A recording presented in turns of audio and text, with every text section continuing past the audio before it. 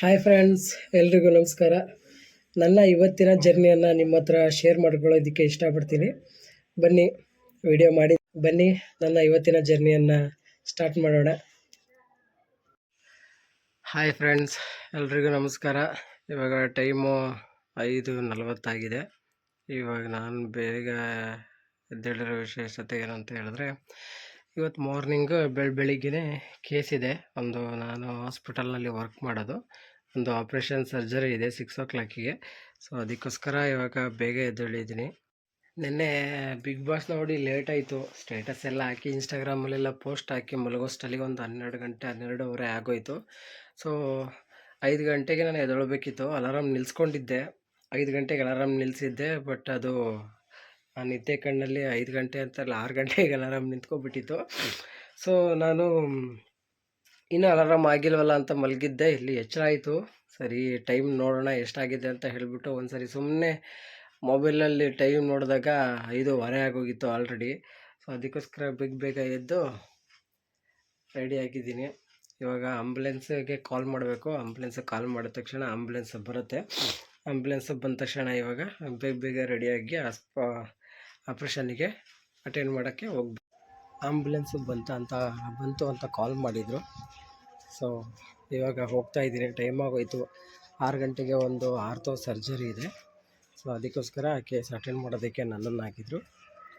Case attend ಮಾಡೋದಕ್ಕೆ ಹೋಗ್ತಾ ಇದ್ದೀನಿ. ನೋಡಿ, ಆಂಬುಲೆನ್ಸು ಅಲ್ಲಿ ವೆಯ್ಟ್ ಮಾಡ್ತಾ ನಿಂತಿದೆ. ಇದೆ ಆಂಬುಲೆನ್ಸು, ಈ ವೆಯ್ಟ್ ಮಾಡ್ತಾ ನಿಂತಿದೆ. ಟೈಮ್ ಆಗೋಗಿದೆ. ಸೊ ಅದಕ್ಕೋಸ್ಕರ ಬೇಗ ರೆಡಿಯಾಗಿ ಹೋಗ್ತಾ ಇದ್ದೀನಿ.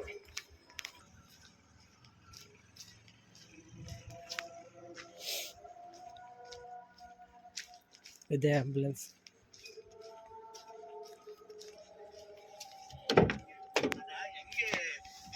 ಆಂಬುಲೆನ್ಸ್ ಅಣ್ಣವರು ಬೆಳಿಗ್ಗೆನೆ ನಿನ್ನೆ ಆಗಿರೋ ಎಪಿಸೋಡು ಗಿಲ್ಲಿದು ನೋಡ್ತಾ ಇದ್ರು. ಗಿಲ್ಲಿದು ಡೈಲಾಗ್ ಎಲ್ಲ ಅವನು ಇಂಟರ್ವ್ಯೂ ಕೊಟ್ಟಿರೋದನ್ನೆಲ್ಲ ನೋಡ್ತಾ ಇದ್ರು. ಸೊ ನಾನು ಹಂಗೆ ಕೇಳಿಸ್ಕೊತಾ ಇದ್ದೆ.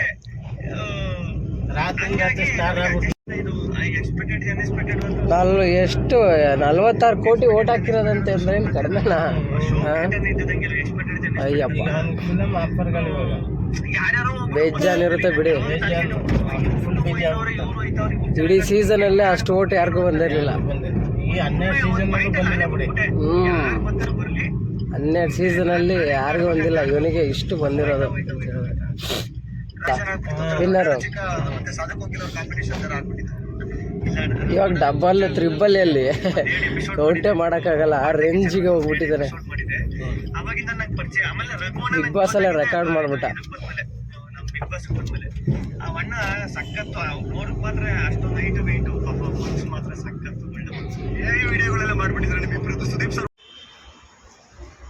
ಇವಾಗ ಹಾಸ್ಪಿಟಲ್ ಹತ್ರ ಬಂದಾಯಿತು. ಇದೆ ನೋಡಿ, ನಾನು ವರ್ಕ್ ಮಾಡೋ ಹಾಸ್ಪಿಟಲು. ನಮ್ಮ ಹಾಸ್ಪಿಟಲ್ ಇದೇನೆ. ಇವಾಗ ಜಸ್ಟ್ ಬಂದೆ. ಫೈನಲಿ ಇವಾಗ ಹಾಸ್ಪಿಟ್ಲ್ ಹತ್ರ ಬಂದೆ. ಇವಾಗ 5:50 ಟೈಮು. 6 ಗಂಟೆಗೆ ಕೇಸಸ್ ಇದೆ. ಈಗ ಪಂಚ್ ಮಾಡಿಬಿಟ್ಟು ಡೈರೆಕ್ಟ್ ಈಗ ಒಂದು ಆಪ್ರೇಷನ್ ಥಿಯೇಟ್ರಲ್ಲಿ ನಾನು ವರ್ಕ್ ಮಾಡೋದು. ಸೊ ಆಪ್ರೇಷನ್ ಥಿಯೇಟ್ರ್ ಒಳಗೆ ಇವಾಗ ಎಂಟ್ರಿ ಆಗಬೇಕು.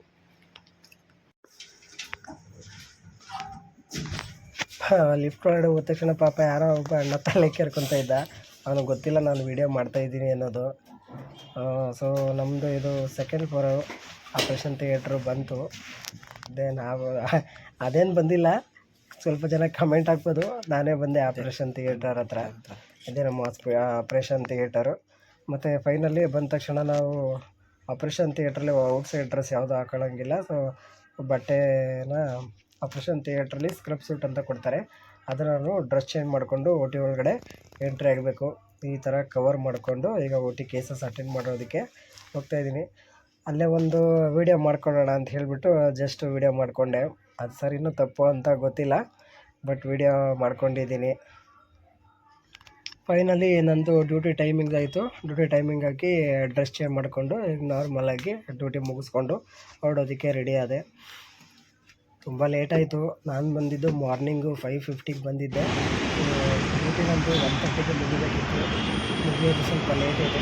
ಜಾಸ್ತಿ ಆಗೋದ್ರಿಂದ ಸ್ವಲ್ಪ ಟೈಮ್ ಎಕ್ಸ್ಟೆಂಡ್ ಆಯಿತು. ಅದರಿಂದ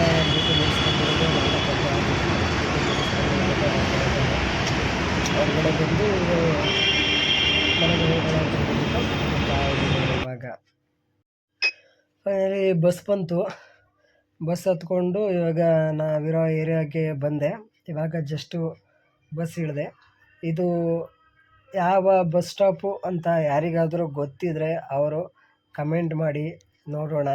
ಯಾವ ಬಸ್ ಸ್ಟಾಪು ಅಂತ ಯಾರು ಸರಿಯಾಗಿ ಉತ್ತರ ಕೊಡ್ತೀರಾ, ಯಾರು ಕರೆಕ್ಟಾಗಿ ಹೇಳ್ತೀರಾ ಅನ್ನೋದು. ಇದು ಯಾವ ಬಸ್ ಸ್ಟಾಪು ಅಂತ ಹೇಳಿ. ನಾನಿರೋದು ಇದೇ ಏರಿಯಾದಲ್ಲಿ, ಬೆಂಗಳೂರಿನಲ್ಲಿ ಇದೇ ಏರಿಯಾದಲ್ಲಿ ಇರೋದು. ಬಟ್ ಇದು ಯಾವ ಏರಿಯಾ ಅನ್ನೋದನ್ನು ನೀವು ಕಮೆಂಟ್ ಮಾಡಿ, ಯಾವ ಬಸ್ ಸ್ಟಾಪ್ ಅನ್ನೋದನ್ನು. ಬಸ್ ಹಿಡ್ಕೊಂಡು ಇವಾಗ ನಾನು ಮನೆಗೆ ಹೋಗ್ತಾಯಿದ್ದೀನಿ. ಸ್ವಲ್ಪ ಲೇಟ್ ಆಯಿತು, ಅದರಿಂದ ಸ್ವಲ್ಪ ಬೇಗ ಹೋಗ್ತಾಯಿದ್ದೀನಿ.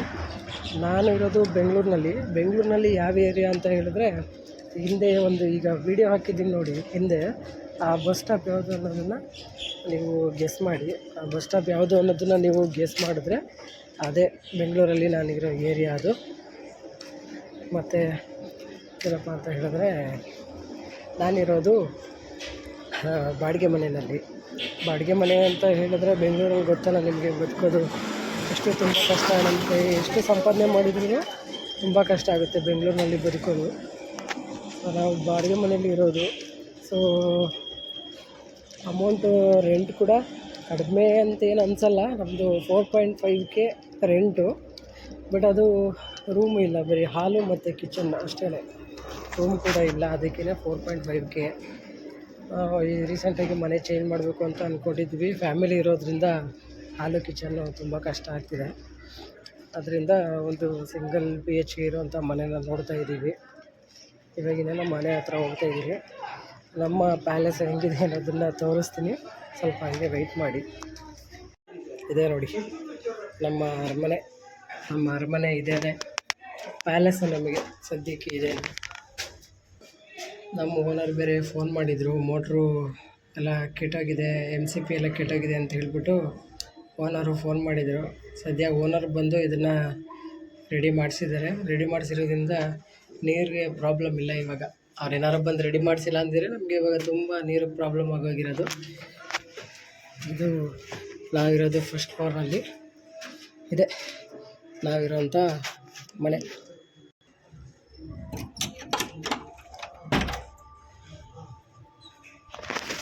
ಮನೆ ಅಷ್ಟು ದಿನ ದೊಡ್ಡದಾಗಿಲ್ಲ, ಇಷ್ಟೇ ಇರೋದು ಮನೆ, ಚಿಕ್ಕದಾಗೇ ಇರೋದು. ಸದ್ಯಕ್ಕೆ ಇಷ್ಟು ಜಾಗದಲ್ಲಿ ನಾನು, ನಮ್ಮ ವೈಫು ಮತ್ತು ನಮ್ಮ ಮಗ 3 ಜನನೂ ಇದ್ದೀವಿ. ಇವಾಗ ಸದ್ಯಕ್ಕೆ ವೈಫು ಮತ್ತು ಮಗ ಊರಿಗೆ ಹೋಗಿರೋದ್ರಿಂದ ನಾನು ಒಬ್ಬನೇ ಇದ್ದೀನಿ ಇವಾಗ. ಇದೇ ನೋಡಿ ನಮ್ಮ ಮನೆ, ಇಷ್ಟೇ ಇರೋದು ನಮ್ಮ ಮನೆ. ಇದು ಬಾಡಿಗೆ ಮನೆ. ನಮ್ಮ ಮಗನ್ನ ಬೆಳಗ್ಗೆಯಿಂದ ನೋಡಿರಲಿಲ್ಲ, ಸೊ ನೋಡೋಣ ಅಂತ ಹೇಳ್ಬಿಟ್ಟು ನನ್ನ ಮಗನಿಗೆ ವಿಡಿಯೋ ಕಾಲ್ ಮಾಡಿದೆ. ತುಂಬ ತೀಟ್ಲೆ ಮಾಡ್ತಾನೆ ಅವನು. ಎಷ್ಟು ತೀಟ್ಲೆ ಮಾಡ್ತಾನೆ ಅಂತ ಹೇಳಿದ್ರೆ, ಸಿಕ್ಕಾಪಟ್ಟೆ ಟಾರ್ಚರ್ ಕೊಟ್ಬಿಡ್ತಾನೆ ಒಂದೊಂದು ಸರಿ. ಇದ್ದಕ್ಕಿದ್ದಂಗೆ ಹೇಳ್ತಾನೆ, ಇದ್ದಕ್ಕಿದ್ದಂಗೆ ನಗ್ತಾನೆ. ಬಟ್ ಆದರೂ ಅವ್ನು ನೋಡ್ತಾಯಿದ್ರೆ ತುಂಬ ಕ್ಯೂಟ್ ಇದ್ದಾನೆ. ಯಾರು ದೃಷ್ಟಿ ಮಾಡ್ಕೊಳಕ್ಕೆ ಹೋಗ್ಬೇಡಿ, ಯಾರೂ ಮಾಡಲ್ಲ, ಜಸ್ಟ್ ಹೇಳ್ತಿದ್ದೀನಿ, ಹೇಳಿದೆ ಅಂತ ಬೇಜಾರು ಮಾಡ್ಕೊಳಕ್ಕೆ ಹೋಗ್ಬೇಡಿ. ಇವನೇ ನನ್ನ ಮಗ. ಅಪ್ಪಂದಿರಿಗೆ ತನ್ನ ಮಗ ಎಷ್ಟೇ ತೀಟ್ಲೆ ಮಾಡಿದ್ರು, ಟಾರ್ಚರ್ ಕೊಟ್ರು ಅದು ನೋವಾಗಲ್ಲ, ತುಂಬ ಖುಷಿ ಆಗುತ್ತೆ. ಅದು ಯಾರಿಗೆ ಮಕ್ಕಳಿದ್ದಾರೆ ಅದು ಆ ಖುಷಿ ಅಂತ ಗೊತ್ತಾಗುತ್ತೆ ಅವರಿಗೆ. ಇವಾಗ ಸುಮ್ಮನೆ ವೀಡಿಯೋ ಕಾಲ್ ಮಾಡಿ ನನ್ನ ಮಗನ ನೋಡೋಣ ಅಂತ ನೋಡಿದೆ. ಏನೋ ಯೋಚನೆ ಮಾಡ್ತಾಯಿದ್ದಾನೆ. ಈ ಕಡೆ ತಿರುಗು ಅಂದರೂ ತಿರುಗ್ತಾಯಿಲ್ಲ ಅವನು. ಏನು ಯೋಚನೆ ಮಾಡ್ತಿದ್ದಾನೋ ಅಂತಲೇ ಗೊತ್ತಾಗ್ತಿಲ್ಲ. ನಮ್ಮಪ್ಪ ಇವಾಗ ಮಾಡೋನೆ ಅಂತ ಹೇಳ್ಬಿಟ್ಟು ಮುನ್ಸ್ಕೊಬಿಟ್ಟಿದ್ದಾನೆ ಅನಿಸುತ್ತೆ. ಆಮೇಲೆ ಮಾತಾಡಿಸ್ದಾಗ ಸ್ವಲ್ಪ ಸ್ಮೈಲ್ ಮಾಡ್ದ. ಅವ್ನು ಸ್ಮೈಲ್ ಮಾಡಾದ್ಮೇಲೆ ನನಗೂ ಸ್ವಲ್ಪ ಸಮಾಧಾನ ಆಯಿತು. ನಮ್ಮ ಮಗು ಖುಷಿ ನೋಡೋದಕ್ಕೆ ನಮಗೆ ಎಷ್ಟು ಖುಷಿ ಆಗುತ್ತೆ ಅಲ್ವಾ. ಎಷ್ಟೇ ಟಯರ್ಡ್ ಆಗಿದ್ರು ನಮ್ಮ ಮಗು ಒಂದು ನಗು ನೋಡಿಬಿಟ್ಟು ನಮ್ಮ ನೋವೆಲ್ಲ ಮರ್ತು ಬಿಡ್ತೀವಿ ಅಲ್ಲ. ಇವತ್ತು ಸ್ವಲ್ಪ ತುಂಬ ಟಯರ್ಡ್ ಆಗಿತ್ತು. ಸೊ ಟಯರ್ಡ್ ಆಗಿರೋದ್ರಿಂದ ಡ್ಯೂಟಿ ಮುಗಿಸ್ಕೊಂಡು ಇವಾಗ ಬಂದಿರೋದ್ರಿಂದ, ಬೆಳಿಗ್ಗೆ ಬೇಗನೆ ಎದ್ದಿದ್ನಲ್ಲ, ಸೊ ಅದಕ್ಕೋಸ್ಕರ ನೋಡಿ ಕಣ್ಣೆಲ್ಲ ಯಾವ ಥರ ಸ್ವಲ್ಪ ಒಳಗಡೆ ಹೋದಂಗೆ ಹೆಂಗಾಗಿದೆ. ಇವಾಗ ಸ್ವಲ್ಪ ನಿದ್ದೆ ಬರ್ತಾಯಿದೆ, ನಿದ್ದೆ ಮಾಡಬೇಕು ಇವಾಗ. ಇವತ್ತಿಗೆ ನನ್ನ ಕೆಲಸ ಎಲ್ಲ ಮುಗೀತು. ಸ್ವಲ್ಪ ಹೊತ್ತು ರೆಸ್ಟ್ ಮಾಡ್ತೀನಿ. ನನ್ನ ವಿಡಿಯೋ ಇಷ್ಟೊತ್ತು ಯಾರೆಲ್ಲ ನೋಡಿದ್ದೀರಾ ಅವರೆಲ್ಲರಿಗೂ ತುಂಬ ಹೃದಯದ ಧನ್ಯವಾದಗಳು. ದಯವಿಟ್ಟು ಹೀಗೆ ನನ್ನ ವಿಡಿಯೋ ಎಲ್ಲನೂ ನೋಡ್ತಾ ಇದ್ದು ಸಪೋರ್ಟ್ ಮಾಡಿ. ಅಕಸ್ಮಾತ್ ನಾನೇನಾದರೂ ತಪ್ಪಾಗಿ ಮಾತಾಡಿದ್ದಲ್ಲಿ ಏನಾದರೂ ತಿದ್ಕೋಬೇಕು, ಏನಾದರೂ ಇಂಪ್ರೂವೈಸೇಷನ್ ಮಾಡ್ಕೋಬೇಕು ಅಂತ ಇದ್ದರೆ ದಯವಿಟ್ಟು ಕಮೆಂಟ್ ಬಾಕ್ಸಲ್ಲಿ ಕಮೆಂಟ್ ಮಾಡಿ. ಅದನ್ನು ನಾನು ತಿದ್ಕೋತೀನಿ, ಸರಿಪಡಿಸ್ಕೋತೀನಿ. ಯಾಕೆಂದರೆ ನಾನು ಇವಾಗ ಬಿಗಿನರ್ ಆಗಿರೋದ್ರಿಂದ ತಪ್ಪು ತುಂಬ ಸಹಜ. ಬಟ್ ನೀವೇ ಹೇಳಬೇಕು, ಯಾರು ನೋಡ್ತೀರಾ ನಿಮ್ಗೇನು ತಪ್ಪು ಅನಿಸುತ್ತೆ ಅದನ್ನು ನೀವು ಹೇಳಿ, ಅದನ್ನು ನಾನು ತಿದ್ಕೋತೀನಿ. ತುಂಬ ಥ್ಯಾಂಕ್ಸ್ ಈ ವಿಡಿಯೋ ನೋಡಿದವರಿಗೆಲ್ಲ. ದಯವಿಟ್ಟು ಹಂಗೆ ಫಾಲೋ ಮಾಡಿ, ಸಬ್ಸ್ಕ್ರೈಬ್ ಮಾಡಿ, ಲೈಕ್ ಮಾಡಿ, ಶೇರ್ ಮಾಡಿ. Thank you so much.